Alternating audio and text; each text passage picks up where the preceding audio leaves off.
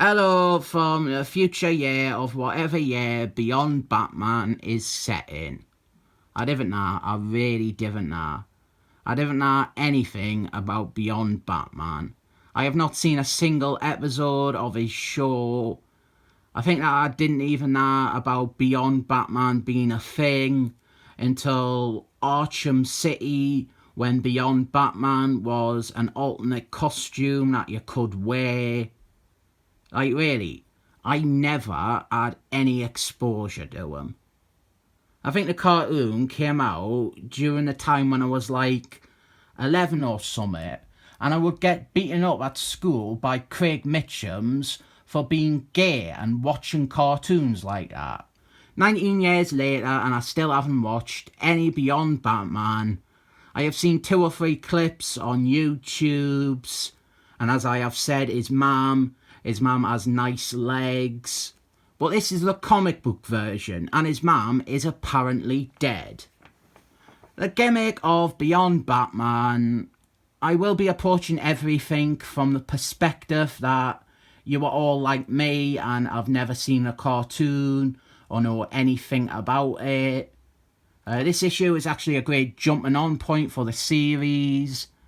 Anyway, right now we have a sequence introducing the villains for this story. It is the Assassin's Guild, and the backstory is that Robert, he led the Assassin's Guild, the Darnell Kane version, Batman's son, but his role has been usurped by this baddie called Zero. But then we have a great set piece introducing us to Beyond Batman. This really is a great jumping on point. A lot of it is establishing a new setup for the book. And based on this line here, I am to believe that this is coming out of a story arc where Beyond Batman was briefly retired or replaced. Beyond Batman, the idea is that this is the next Batman. Bruce Kane, he has gotten too hard. It's set in the future, so now we have a new young Batman called Teddy McGonagall. An hard man, Bruce Kane, he trains him and he fills the role of being like Jarvis the Butler to this version of Batman. There is a Michael Bryan Benson miniseries that has been cancelled. Keep up the good work, DC. This is a proper first issue style introduction scene with Beyond Batman. Can I just call him Batman now that I've covered it? The book is called Beyond Batman, but the character is called Batman. They didn't call him Beyond Batman. The characters, they didn't call him that. He is just called Batman. Anyway, he is beating up some nameless generic cyber terrorists because, don't forget, this is set in the future. And the future is filled with cyber threat and cyber terror and cyber panic. One of my main questions when faced with the idea of Beyond Batman was, why would Bruce Kane recruit some random kid like Teddy McGonagall to be the new Batman when he has all the Roberts? There is Dick Grayskull, there is John Blake, there is Darnell. Well, here we see that Dick Grayskull, he retired, and him and Barbara Oldman, they have got a daughter now who is the new version of Batwoman. Also, I very much appreciate Dick Grayskull's awful tracksuit that he is only wearing to let the reader visually identify him as being Dick Grayskull. So then we have got, is Catwoman still around in the Beyond Batman world? Is she an hard woman now? It'd be kind of sad seeing her as an hard woman. Is Sexy Ivy around? That would be even worse because she might not be sexy anymore. So now they have had to abandon the Batcave and they are setting up a new headquarters in Kane Tower. They can use magic future science to help them mask their presence with holographic imagery. I bloomin' love the future, me. Also, something that I had no idea about was Teddy McGonagall. he has got a younger brother who is also his version of Robert. You never see him be Robert in this issue or the next one. And it wasn't until I went to download an image of the cover for the thumbnail of this video that I found out that his brother uses the codename Robert. I sound a bit positive about this issue, but I didn't think it is that good. There's not enough meat on its bones.